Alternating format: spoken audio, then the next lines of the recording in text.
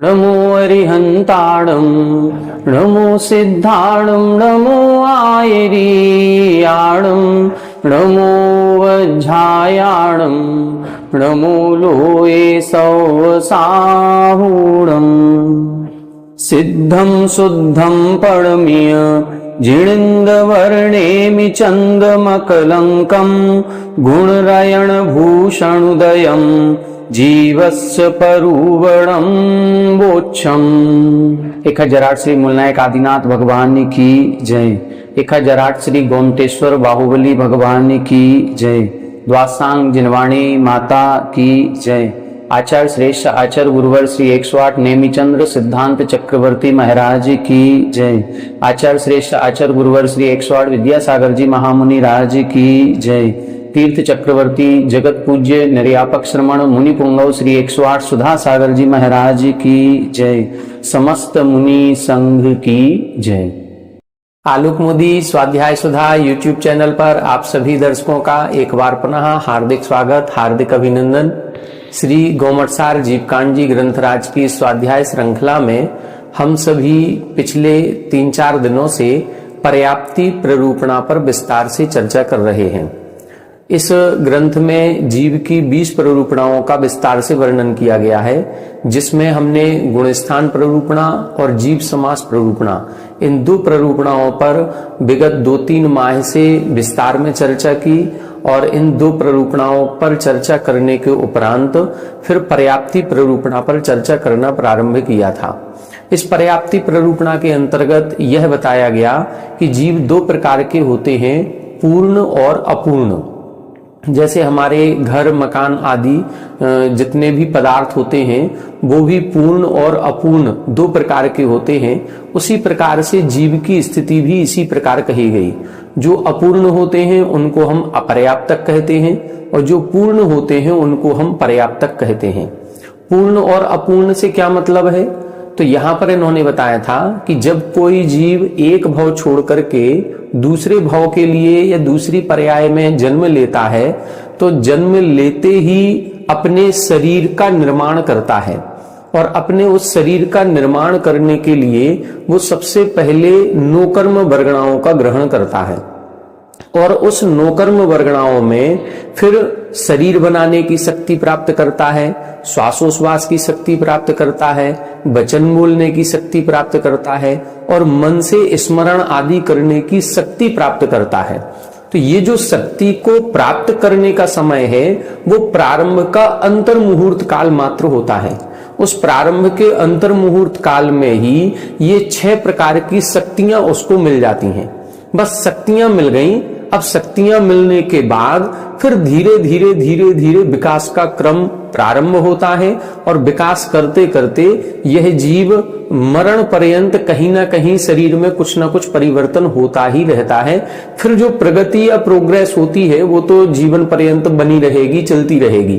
तो यहाँ पर इन्होंने कहा कि जिस समय जन्म स्थान पर पहुंचा और जन्म स्थान पर पहुंचने के बाद जो वर्गणाएं ग्रहण की उन वर्गणाओं से अब 6 प्रकार की शक्ति प्राप्त करेगा और उन वर्गणाओं में जैसे ही वो 6 प्रकार की शक्तियों में से प्रारंभ की 2 शक्तियां आहार और शरीर, ये 2 पर्याप्तियां या 2 शक्तियां प्राप्त हो जाती हैं तो यह जीव पर्याप्तक कहा जाता है और जब तक ये 2 पर्याप्तियां पूर्ण नहीं होती तब तक के जीव को हम अपर्याप्त कहते हैं। अब ये जो अपर्याप्त अवस्था है ये भी 2 प्रकार के जीवों की बनती है। एक ऐसा जीव है जिसके पर्याप्त नाम कर्म का उदय है और एक ऐसा जीव है जिसके अपर्याप्त नाम कर्म का उदय है। जिसके अपर्याप्त नाम कर्म का उदय होता है वह एक भी पर्याप्ति पूर्ण नहीं कर पाता और उसके पहले ही उसकी आयु समाप्त हो जाती है, वो मरण कर जाता है, एक भी पर्याप्ति पूर्ण नहीं कर पाता। ऐसे जीव को हम लब्ध पर्याप्तक जीव कहते हैं। दूसरा जीव वो है जिसके पर्याप्त नाम कर्म का उदय है। तो पर्याप्त नाम कर्म के उदय के कारण से ऐसा जीव अपर्याप्त अवस्था में मरण नहीं करेगा, वह नियम से शरीर पर्याप्ति को पूर्ण करेगा और शरीर पर्याप्ति को पूर्ण करने के बाद ही वो अपनी आयु के अनुसार फिर मरण करता है। लेकिन जब तक उसकी शरीर पर्याप्ति पूर्ण नहीं हुई तब तक वह अपर्याप्तक कहलाता है। कौन सा अपर्याप्तक कहेंगे? उसको बोलते निर्वृत्य पर्याप्त। तो अपर्याप्तक अवस्था में दो प्रकार के जीव हो गए, एक लब्ध पर्याप्त, एक निर्वृत्त पर्याप्त। लब्ध पर्याप्तक जीव की एक भी पर्याप्ति पूर्ण नहीं होगी, पहले ही वो मरण कर जाएगा। और निर्वृत्त पर्याप्तक जीव की अभी पर्याप्ति पूर्ण नहीं हुई है, लेकिन वो नियम से शरीर पर्याप्ति को पूर्ण करेगा ही करेगा, इसीलिए उसको हम निर्वृत्त पर्याप्तक कहते हैं। ये जो 6 पर्याप्तियां हैं, ये 6 पर्याप्तियों का जो प्रारंभ है वो एक साथ होता है, लेकिन पूर्णता क्रम क्रम से होती है। 6 पर्याप्तियों के पूर्ण होने में भी अंतर मुहूर्त का काल लगता है, और किसी भी एक पर्याप्ति के पूर्ण होने में भी अंतर मुहूर्त का काल लगता है। इन 6 पर्याप्तियों में से जो एकेंद्रीय जीव होता है वो प्रारंभ की 4 पर्याप्तियों को पूर्ण करता है। जो 2 इंद्रिय से असहनी पंचेंद्रिय तक के जीव हैं, ये प्रारंभ की 5 पर्याप्तियों का प्रारंभ करते हैं और उनको पूर्ण करते हैं। और जो संगी पंचेंद्रिय जीव है वो 6 पर्याप्तियों का प्रारंभ और उनको फिर पूर्ण करने का प्रयास करता है। जो पर्याप्तक होता है वो पूर्ण कर लेता है, जो लब्ध पर्याप्तक होता है वो एक भी पर्याप्ति पूर्ण नहीं कर पाता। लब्ध पर्याप्तक जीव की और क्या विशेषता होती है? तब इधर इन्होंने बताया था कि जो लब्ध पर्याप्तक जीव है, जो एक भी पर्याप्ति पूर्ण नहीं कर पाता, उसकी जो आयु होती है उस आयु को क्षुद्र भव कहा गया। ये अनंतानंत जीवों में जितनी भी पर्याय होती हैं, उन सभी पर्यायों में सबसे सूक्ष्मतम पर्याय कहलाती है, सूक्ष्मतम आयु का प्रमाण कहा जाता है, इसीलिए इसको हम क्षुद्र भव कहते हैं। ये एक श्वास में 18 बार जन्म और मरण करने के बराबर होता है। मतलब जितने समय में हमारी एक नाड़ी या धड़कन होती है, एक श्वासोच्छ्वास होता है, उतने में इस जीव का 18 बार जन्म और 18 बार मरण हो जाता है। मतलब इसकी जो आयु होती है, इसकी आयु 1 सेकंड का 24वां भाग कही जाती है। 1 सेकंड की यदि हम 24 भाग करें तो जितना भाग निकलता है वो उसकी आयु कही जाती है।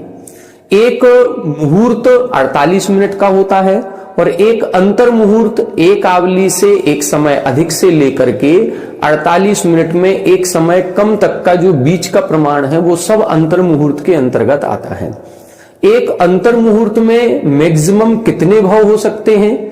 तब इधर इन्होंने श्वासोच्छ्वास की अपेक्षा कथन किया था कि एक श्वासोच्छ्वास में 18 बार जन्म मरण करता है, और मैक्सिमम भाव इसके 66,336 हो सकते हैं, इससे ज्यादा नहीं हो सकते।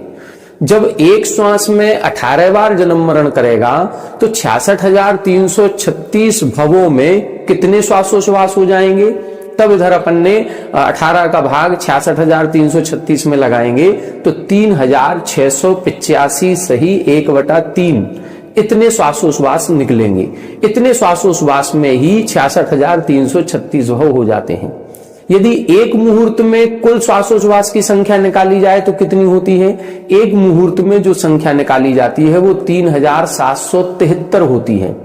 लेकिन यहां पर जो 66,336 भव बताए गए हैं, ये 3,773 श्वासोच्छ्वास में नहीं होते हैं, अंतर मुहूर्त में होते हैं। और उस अंतर मुहूर्त का प्रमाण इन्होंने बताया है, तो वो 88 सही 2/3 श्वासोच्छ्वास कम करना है। मतलब 3,773 में से 88 सही 2/3 घटाएंगे तो फिर हमारे 3,685 सही 1/3 श्वासोच्छ्वास निकलते हैं। इसमें 66,336 मैक्सिमम भव लब्ध पर्याप्तक के हो जाते हैं। ये किस हिसाब से होते हैं? तब अपन ने एक गाथा देखी थी, उसमें बताए थे 2 इंद्री के 80 भव होते हैं, 3 इंद्री के 60 भव होते हैं, 4 इंद्री के 40 भव होते हैं, पंचेंद्री के 24 भव होते हैं। और फिर जो एकेंद्रीय जीव हैं, उन एकेंद्रीय जीव के 66,132 भव होते हैं।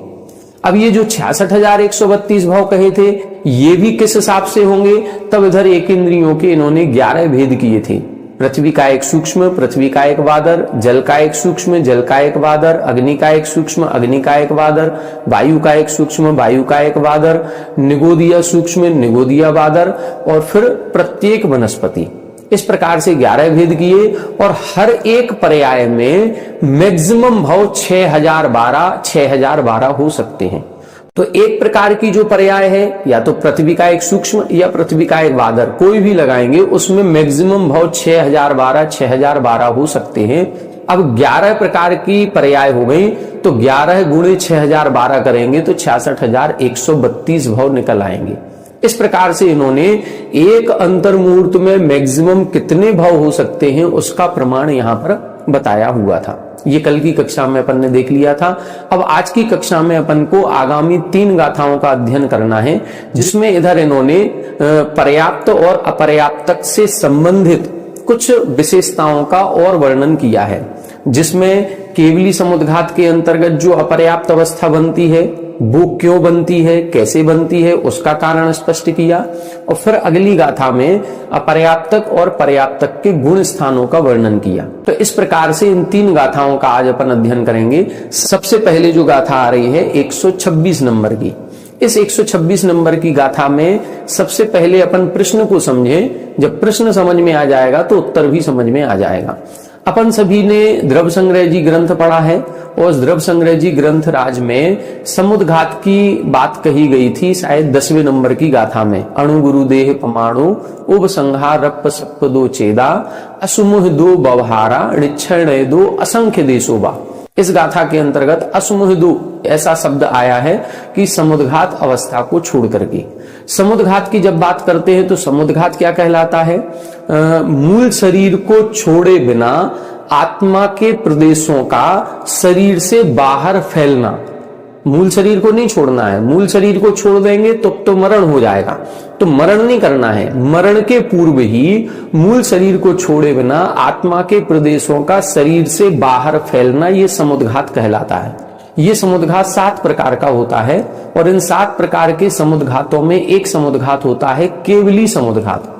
ये जो केवली समुद्घात है ये केवल ज्ञानियों के होता है। ये केवल ज्ञानियों के क्यों होता है इसको भी समझ लें। जो केवल ज्ञानी होते हैं इन्होंने 4 घातीय कर्मों का नाश कर दिया, तभी ये केवल ज्ञानी बने। लेकिन 4 अघातीय कर्म अभी इनके शेष हैं। और 4 अघातीय कर्मों में कौन कौन से कर्म आते हैं? वेदनीय, नाम, गोत्र और आयु कर्म। ऐसे ये 4 कर्म आएंगे। जब इनकी आयु अंतर मुहूर्त शेष बचती है और शेष कर्मों की स्थिति ज्यादा रहती है, आयु तो बचा अंतर मुहूर्त, लेकिन वेदनी कर्म है, नाम कर्म है, गोत्र कर्म है, इनमें से किसी भी प्रकृति का जो स्थिति है वो बहुत ज्यादा है। हो सकता है 100 वर्ष की हो सकता है 1000 वर्ष की हो सकता है और ज्यादा भी हो सकती है। तो यदि अंतर मुहूर्त आयु है और इन कर्मों की स्थिति ज्यादा है तो अंतर मुहूर्त में कैसे क्षय करेंगे? तब केवली भगवान केवली समुद्घात करते हैं। ये कोई स्वेच्छा से नहीं किया जाता, क्योंकि केवली भगवान की कोई इच्छाएं नहीं होती, उनके मोहिनी कर्म नष्ट हो गया। ये सब ऑटोमेटिक प्रोसेस होती है, अपने आप स्वचालित व्यवस्था है, अपने आप ही ये केवली समुद्घात हो जाता है। तो जब ये केवली समुद्घात होता है तो उसमें आत्मा के प्रदेश बाहर निकलते हैं और तीनों लोकों में फैलते हैं। इनका फैलना और फैलने के बाद वापस अपने इस स्वस्थान इस शरीर में ही समाहित होने में 8 समय लगते हैं। कितने समय लगते हैं? 8 समय। 1 सेकंड में संख्यात आवली और 1 आवली में असंख्यातों समय होते हैं। कितने? असंख्यातों समय।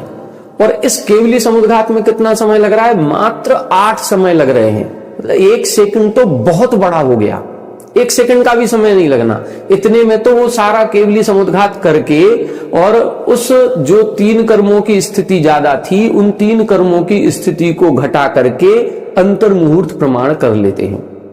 ये इस केवली समुद्घात का फल होता है।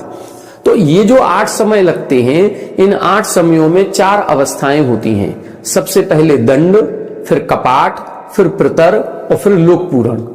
तो दंड में क्या होता है? जैसे यहां पर पद्मासन में बैठे हैं तो आत्मा के प्रदेश ऊपर और नीचे की ओर फैलेंगे, तो ये दंडवत फैलेंगे। जैसे डंडा होता है ऊपर से नीचे की ओर, ये दंड हो गया।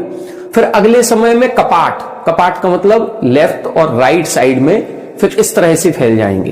तो हम भले ही कहां बैठे होंगे, कोई भी मुनिराज या केवल ज्ञानी होंगे वो सब 2.5 दीप के अंदर बैठे होंगे, मध्य लोक में होंगे। तो मतलब एक तरह से बिल्कुल बीचों बीच बैठे हुए हैं। जब वो केवली समुद्घात करेंगे तो ऊपर नीचे दंडावस्था में, कपाट में, लेफ्ट राइट में फैल गए। फिर इसके बाद जो बाकी कोने बचे हुए हैं तो उन कोनों में एक दंड के बाद कपाट, कपाट के बाद प्रतर अवस्था आती है। उस प्रतर अवस्था में जो अपने तीनों लोकों को घेर करके तीन तीन बात वलय बने हुए हैं, उन तीन बात वलयों को छोड़ करके जितना स्थान बचा हुआ था उन सभी स्थानों में वो आत्मा के प्रदेश फैल जाते हैं। ये कब फैल रहे हैं? प्रतर में। और लोक पूर्ण जब अवस्था होती है तो उन बात वलयों में भी आत्मा के प्रदेश फैल जाते हैं। मतलब इन चार अवस्थाओं में वो आत्मा के प्रदेश इस तरह से फैलते हैं कि तीनों लोकों में फैल जाएं। एक भी स्थान तीन लोक में खाली ना रहे जहां पर उन केवली भगवान की आत्मा का प्रदेश ना पहुंचे।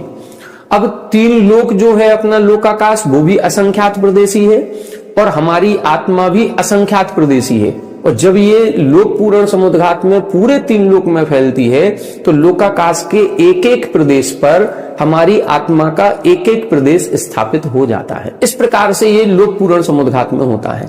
अब ये जब चार अवस्थाएं फैलने की बनी, फिर बाद में संकुचन होता है। तो पहले दंड, फिर कपाट, फिर प्रतर, फिर लोक पूर्ण हुआ था। अब लोक पूर्ण के बाद वापस प्रतर, प्रतर से वापस कपाट, कपाट से वापस दंड और दंड से वापस स्वस्थान। ऐसे ये चार समय फैलने के और चार समय संकुचन के, ऐसे 8 समय लगते हैं। अब इन 8 समयों में जो स्थिति बनती है उसको अपन को समझना है। दंड अवस्था जो होती है उसमें औदारिक काय योग होता है, फिर कपाट में औदारिक मिश्र काय योग होता है, फिर प्रतर में और लोक पूर्ण में कार्मण काय योग होता है। ये स्थिति बनती है। जब स्थिति को समझेंगे तो दंड में कौन सा है? औदारिक काय योग, कपाट में औदारिक मिश्र काय योग और प्रतर और लोक पूर्ण में कार्मण काय योग हो जाता है। तो जहां पर औदारिक मिश्र काय योग और जहां पर कार्मण काय योग होता है वहां पर अपर्याप्तक अवस्था कही जाती है। अब प्रश्न को समझें। ये तो हमने केवली समुद्घात आपको समझा दिया। प्रश्न क्या है इसको समझना है। यहां ये बता रहे हैं कि जब केवली समुद्घात होता है तो दंड अवस्था में तो वह आत्मा पर्याप्तक है, लेकिन जैसे ही कपाट, प्रतर और लोक पूर्ण, तो कपाट, फिर प्रतर, फिर लोक पूर्ण 3 समय ये, फिर लोक पूर्ण से वापस आए तो फिर प्रतर और फिर कपाट 2 समय ये, तो 5 समय के लिए यह जीव अपर्याप्तक हो जाता है। इसको अपर्याप्तक कहा गया। तो यहां पर प्रश्न ये किया जा रहा है कि जब उनके पर्याप्तक नाम कर्म का उदय है, अपर्याप्तक नाम कर्म का तो उदय है नहीं, पर्याप्त नाम कर्म का उदय है, पर्याप्तियां भी पूरी हैं, फिर उधर जाकर के ये अपर्याप्त अवस्था किस कारण से बनती है, बस उसका कारण बताइए।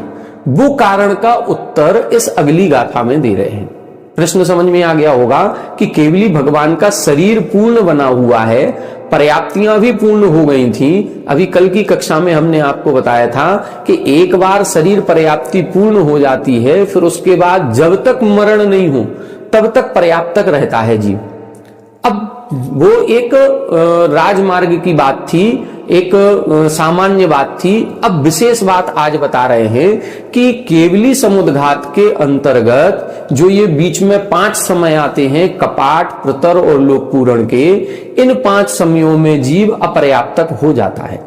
तो ये अपर्याप्तक किस कारण से हो जाता है उसका कारण बताइए, वो इस गाथा में बता रहे हैं। गाथा नंबर 126 देखें। अब पज्जत शरीरस्य पज्जत शरीरस्य पज्जत्तुदयस्य कायजोगस्य पज्जत्तुदयस्य कायजोगस्य जोगिस्य अपुन्नतम जोगिस्य अपुन्नतम अपुन्न जोगोत्तीर्णे दिठम अपुन्न जोगोत्तीर्णे दिठम पज्जत शरीरस्य पज्जत्तुदयस्य कायजोगस्य जोगिस्य अपुन्नतम अपुन्न जोगोत्तीर्णे दिठम।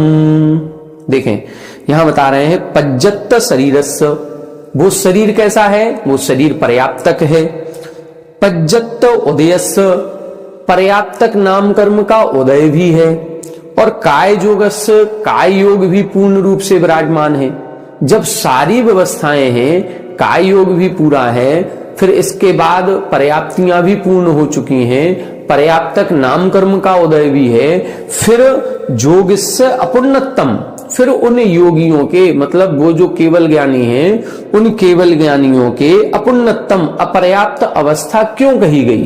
तब उसका उत्तर दे रहे हैं अपुण्य जोगोत्ति दिठम। अपुण्य जोगोत्ति, वहां पर जो योग है वो अपूर्ण है, उस योग की अपूर्णता के कारण ही वहां पर अपर्याप्त अवस्था कही गई है।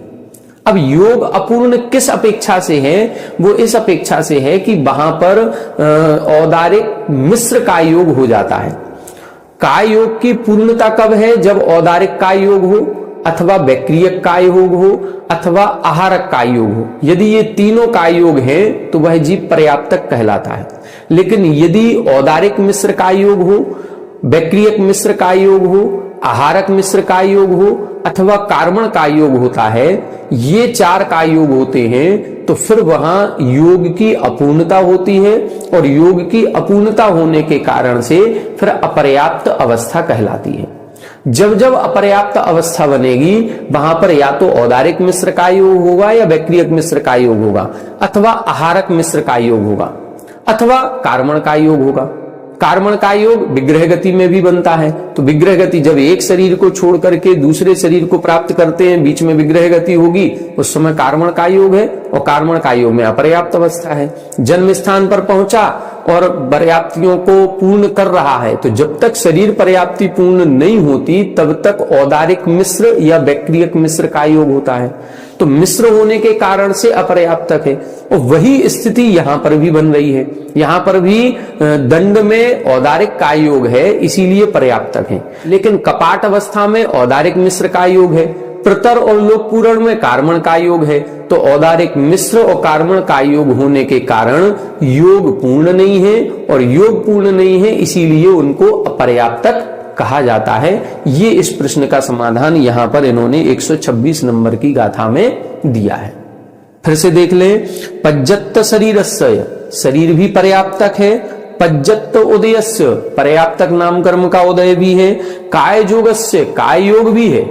ये सारी स्थितियां होने के बाद भी योग इससे अपूर्णतम जो संयोग केवली हैं उनके अपर्याप्तक अवस्था क्यों है? तो उसका उत्तर दे रहे हैं अपुण्य जोगोत्तीर्णम। इसका उत्तर केवल यही कहा गया है कि उनके योग अपूर्ण होता है। भले पर्याप्त नाम कर्म का उदय है, सब कुछ है, लेकिन योग पूर्ण नहीं है, इसीलिए वो अपर्याप्तक कहलाते हैं। अब अगली गाथा में देखेंगे, अगली गाथा में इसके गुण स्थान बता रहे हैं। अपर्याप्त अवस्था के गुण स्थान क्या हैं और पर्याप्त अवस्था के गुण स्थान क्या हैं, ये गुण स्थान की चर्चा अगली गाथा में कर रहे हैं। देखें 127 नंबर। लद्धि अपुन्नम इच्छे, लद्धि अपुन्नम इच्छे, तत्थ विविदिये चौथ छठेय, तत्थ विविदिये चौथ छठेय, ऋग्वत्ति अपज्जति, ऋग्वत्ति अपज्जति, तत्थ विशेषेषु पज्जति, तत्थ विशेषेषु पज्जति, लद्धि अपुन्नम इच्छे, तत्थ विविदिये चौथ छठेय, ऋग्वत्ति अपज्जति, ऋग्वत्ति अपज्जति, तत्थ विशेषेषु पज्जति। देखें यहां बता रहे हैं लद्धि अपुन्नम मिच्छे, लब्ध पर्याप्तकों का जो गुण स्थान है वो तो मिच्छे यानी मिथ्यात्व ही होता है। देखो जो लब्ध पर्याप्तक जीव है वो तो मिथ्या दृष्टि होगा, क्योंकि सम्यक दर्शन किसको प्राप्त होता है? जो संगी पंचेंद्री पर्याप्तक होता है उसको ही सम्यक दर्शन होता है। तो जो लब्ध पर्याप्तक जीव है ये सम्यक दर्शन उत्पन्न तो कर नहीं सकते। दूसरी बात, जो सम्यक दर्शन के साथ हैं और सम्यक दर्शन के साथ यदि मरण कर रहे हैं तो मरण करके लब्ध पर्याप्तकों में सम्यक दृष्टि जीव उत्पन्न होता नहीं है। इसीलिए दोनों भी परिस्थितियों में लब्ध पर्याप्तक जीव के पहला ही गुण स्थान होता है। तो लब्ध पर्याप्तकों के कौन सा गुण स्थान होगा? पहला। अब निर्वृत्त पर्याप्तक की बात करेंगे तो निर्वृत्त पर्याप्त अवस्था कब बनती है? जहां जहां मरण होगा वहां वहां निर्वृत्त पर्याप्त अवस्था बनेगी, अथवा जहां जहां मिश्र का योग होता है वहां वहां निर्वृत्त पर्याप्त अवस्था बनेगी। मरण के तुरंत बाद विग्रह गति बनेगी और विग्रह गति के बाद फिर वह वर्गणाओं को ग्रहण करेगा और अपनी पर्याप्तियों को पूर्ण करेगा। तो जब तक उसकी शरीर पर्याप्ति पूर्ण नहीं हुई तब तक मिश्र का योग कहा जाता है। विग्रह गति में कार्मण का योग और जन्म स्थान पर पहुंचते ही यदि कोई देव और नार की मरण करके मनुष्य त्रियंच बन रहा है या कोई मनुष्य त्रियंच भी मर करके मनुष्य त्रियंच बन रहा है, तो चूंकि उसको औदारिक शरीर का निर्माण करना है इसलिए उसके औदारिक मिश्र का योग होगा। और यदि कोई मनुष्य त्रियंच मर करके देवनार की बन रहा है तो वहां वैक्रियक शरीर का निर्माण करना है, इसलिए वैक्रियक मिश्र का योग होगा। तो ये दोनों का योग मरण की अपेक्षा बनेंगे। और मरण कौन कौन से गुण स्थान में होता है? मरण प्रारंभ के 4 गुण स्थानों में माना जाता है। वैसे तो मरण 11वें गुण स्थान तक हो सकता है, तीसरे गुण स्थान को छोड़ के। तीसरे गुण स्थान में मरण नहीं होता, अपन गुण स्थानों में विशेषता पढ़ चुके हैं। तीसरे गुण स्थान में न मरण है, न मरणांतिक समुद्घात है और न मरण से संबंधित कुछ अन्य चीजें, अन्य क्रियाएं, ये विग्रह गति वगैरह बनती हैं। तो तीसरे गुण स्थान में मरण नहीं है। बाकी मरण पहले गुण स्थान से लेकर के 11वें गुण स्थान तक कहीं भी होता है। लेकिन बात मरने की नहीं है, मरण के तुरंत बाद जो विग्रह गति बनती है वो कौन से गुण स्थान की बनेगी? वो जो विग्रह गति बनती है मात्र 3 गुण स्थानों में बनती है, पहले में, दूसरे में अथवा चौथे गुण स्थान में। क्योंकि विग्रह गति में जो आत्मा जा रही है वो संयम से सहित नहीं हो सकती, इसलिए 5वां, 6वां, 7वां आदि गुण स्थान नहीं हो सकते। भले 11वें में मरण हो रहा है, भले 8वें में मरण हो, 7वें में, 6वें में मरण हो, लेकिन मरण होते ही अगला समय कौन सा होता है? चौथे गुण स्थान का। तो जो ऊपर के गुण स्थानों में मरण होगा तो अगला समय चौथे गुण स्थान का, अथवा दूसरे में भी मरण हो सकता है, पहले में भी मरण हो सकता है। तो ये जो निर्वृत्त पर्याप्त अवस्था बनेगी, ये निर्वृत्त पर्याप्त अवस्था पहले गुण स्थान में हो सकती है, दूसरे में हो सकती है, चौथे में हो सकती है। ये मरण अपेक्षा बताई गई, जिसमें औदारिक मिश्र का योग और वैक्रियक मिश्र का योग अथवा कार्मण का योग बनता है। एक तो ये स्थिति बन गई। दूसरी स्थिति कब बनती है? दूसरी स्थिति बनती है 6वें गुण स्थान में, जब कोई मुनिराज आहारक शरीर की रचना करते हैं। आहारक शरीर भी जैसा औदारिक शरीर है, जैसा वैक्रियक शरीर है, वैसा ही आहारक शरीर होता है। तो वह मुनिराज जिनके आहारक रिद्धि है वो आहारक शरीर का निर्माण करते हैं, और जिस अंतर मुहूर्त में उस आहारक शरीर का निर्माण होता है उस समय आहारक मिश्र का योग होता है, और जिस समय आहारक मिश्र का योग है उस समय अपर्याप्त अवस्था कही जाती है। क्योंकि वहां पर भी वो पर्याप्ति पूर्ण करेंगे, वहां पर भी आहार पर्याप्ति, शरीर पर्याप्ति होगी। जैसे ही आहार पर्याप्ति, शरीर पर्याप्ति पूर्ण होगी फिर वो पर्याप्तक हो जाएंगे, और वो जो पर्याप्तक होते ही वो आहारक शरीर काम करेगा, फिर ये औदारिक शरीर काम नहीं करता। वो आहारक शरीर से ही सुन रहे हैं, आहारक शरीर से ही देख रहे हैं, आहारक शरीर ही पूरा उनका काम करता है। तो वहां जो आहारक मिश्र अवस्था होती है वहां अपर्याप्त अवस्था बनती है। तो वहां कौन सी है? निर्वृत्त पर्याप्त अवस्था। आहारक शरीर बन गया तो पर्याप्त अवस्था। इसीलिए इधर इन्होंने लिखा है तत्वी विदीये चौथ छट्टेय ऋग्वत्ति अपज्जति। ऋग्वत्ति अपज्जति कहां कहां होगी? मतलब निवृत्ति अपज्जति यानी अपर्याप्तक। निवृत्त पर्याप्त अवस्था कहां होती है? तत्वी यानी उस गुण स्थान में भी होती है। किसमें? जिसमें लब्ध पर्याप्तक है। मतलब पहले गुण स्थान में भी निर्वृत्त पर्याप्त अवस्था है, और फिर विदीये यानी दूसरे गुण स्थान में भी है, फिर चौथे गुण स्थान में भी है, और फिर 6वें गुण स्थान में भी है। तो निर्वृत्त पर्याप्त अवस्था जो है ये कहां कहां है? पहले में, दूसरे में, चौथे में और 6वें गुण स्थान में निर्वृत्त पर्याप्त अवस्था बनती है। और फिर आगे क्या लिख रहे हैं? तत्वी शेषेषु पज्जति। पर्याप्त अवस्था कहां है? तत्वी इन सभी गुण स्थानों में, मतलब पहले में भी, दूसरे में भी, चौथे में भी, 6वें में भी। जिन गुण स्थानों की चर्चा कर दी उन गुण स्थानों में भी है, और उसके बाद जो शेषेषु शेष बचे हुए गुण स्थान हैं उन सभी गुण स्थानों में पर्याप्त अवस्था होती है।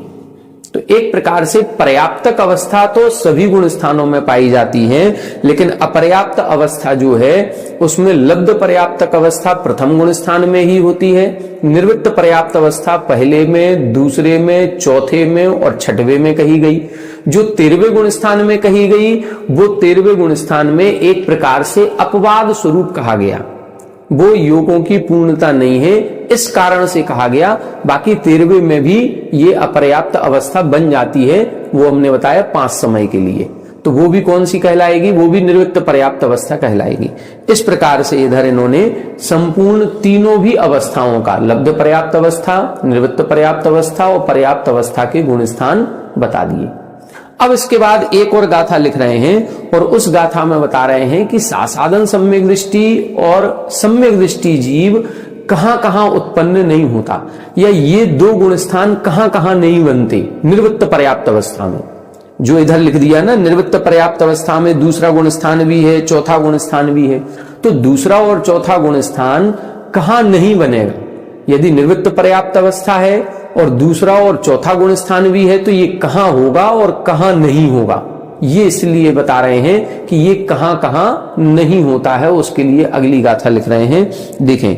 हेठिम छप्पुढ़वीणम, हेठिम छप्पुढ़वीणम, जोई सिवण भवन सव्व एथीणम, जोई सिवण भवन सव्व एथीणम, पुण्यदरेण हि सम्मो, पुण्यदरेण हि सम्मो, न शासनोणारया पुण्ये, न शासनोणारया पुण्ये, हेठिम छप्पुढ़वीणम, जोई सिवण भवन सव्व एथीणम, पुण्यदरेण हि सम्मो, न शासनोणारया पुण्ये। देखें, यहां पर ये बता रहे हैं, जो पूर्व गाथा में इन्होंने निर्वृत्त पर्याप्त अवस्था के गुण स्थान बताए कि निर्वृत्त पर्याप्त अवस्था पहले गुण स्थान में भी है, दूसरे में भी है, चौथे में भी है, छठवें में भी है। तो यहां बता रहे हैं निर्वृत्त पर्याप्त अवस्था सभी प्रकार के जीवों में दूसरे और चौथे गुण स्थान में बन जाएगी, नहीं बनेगी। कुछ अवस्थाएं ऐसी हैं जहां पर दूसरा और चौथे गुण स्थान में निर्वृत्त पर्याप्त अवस्था नहीं बनती। कहां कहां नहीं बनती, तब बता रहे हैं। हिट्ठिम छप्पुढ़वीणम, हिट्ठिम यानी नीचे वाली 6 पृथ्वियों में, पहली पृथ्वी को छोड़ दें, नीचे नरकों में 7 पृथ्वियां हैं, रत्न प्रभा आदि।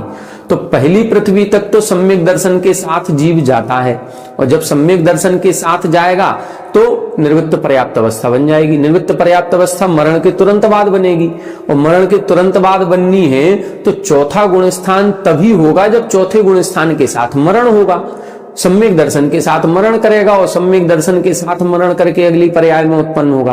और अपन सभी ने पढ़ा है, सम्यक दर्शन की महिमा जब पढ़ी थी, प्रथम नरक विंसठभु ज्योतिष बान भवन सड नारी, थावर विकलत त्रय पशु में नहीं उपजत सम्यक धारी। तो जहां जहां सम्यक दृष्टि जीव उत्पन्न नहीं होता, वहां वहां निर्वृत्त पर्याप्त अवस्था में चौथा गुण स्थान कैसे हो जाएगा।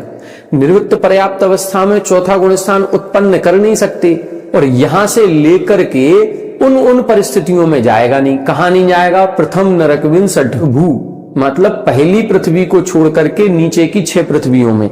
वही लिखा हेठिम छप्पुढ़वीणम, नीचे की 6 पृथ्वियों में यहां से सम्यक दर्शन के साथ उत्पन्न होते नहीं है। और जब यहां से कोई जीव जाएगा और निर्वृत्त पर्याप्त अवस्था बनेगी तो चौथा गुण स्थान नहीं बनेगा, चौथा गुण स्थान नहीं बनेगा। क्यों नहीं बनेगा, क्योंकि यहां से सम्यक दर्शन के साथ जा नहीं सकते हो। वहां निर्वृत्त पर्याप्त अवस्था में सम्यक दर्शन उत्पन्न होता नहीं है, पर्याप्त होने के बाद होगा, इसीलिए नहीं बनेगा।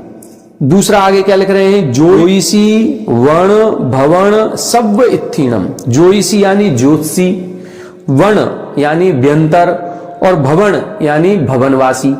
ये जितने भी तीनों प्रकार के देव, और सव्व इत्थीणम सभी प्रकार की स्त्रियां, यानी देवियां भी और मनुष्यनियां भी और त्रियंजनियां भी, जो भी हैं ये सभी, मतलब किसी भी प्रकार के स्त्री वेद में उत्पन्न नहीं होगा। अपन ने पढ़ा है कि प्रथम नरक विंसठभु ज्योतिष बाण भवन संड नारी, तो इधर आ गया ज्योतिष बाण भवन, मतलब ज्योतिषियों में उत्पन्न नहीं होता, व्यंतरों में उत्पन्न नहीं होता, भवनवासी, इन 3 में तो जाता ही नहीं है। तो इन तो 3 के ना तो देव बनेगा ना देवी बनेगा। वैमानिकों में जाता है तो वैमानिकों में देवी नहीं बनेगा, यदि कोई सम्यक दर्शन के साथ भोग भूमि में जा रहा है, कोई मनुष्य त्रियंश है, उसने पहले ही मनुष्य त्रियंश की आयु का बंध कर लिया, तो भोग भूमि जाएगा। तो भोग भूमि भी जाएगा तो वहां पर स्त्री वेद में उत्पन्न नहीं होगा। इसीलिए लिखा सब इत्थीणम, सभी प्रकार की स्त्रियों में नहीं जाता। तो सभी प्रकार की स्त्रियों में नहीं जाएगा, इसलिए चौथा गुण स्थान वहां पर नहीं बनेगा।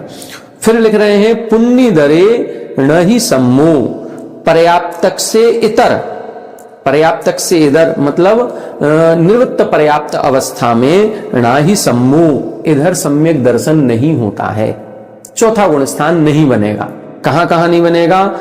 पहली पृथ्वी को छोड़कर के नीचे की 6 पृथ्वियों में, भवनवासी व्यंतर और ज्योतिषी देवों में, और सभी प्रकार की देवियां, मनुष्यनियां, त्रियंजनियां, जितनी भी स्त्रियां हैं उन सभी स्त्रियों में निवृत्त पर्याप्त अवस्था में सम्मो नाही, सम्यक दर्शन नहीं होता है, चौथा गुण स्थान नहीं होता है।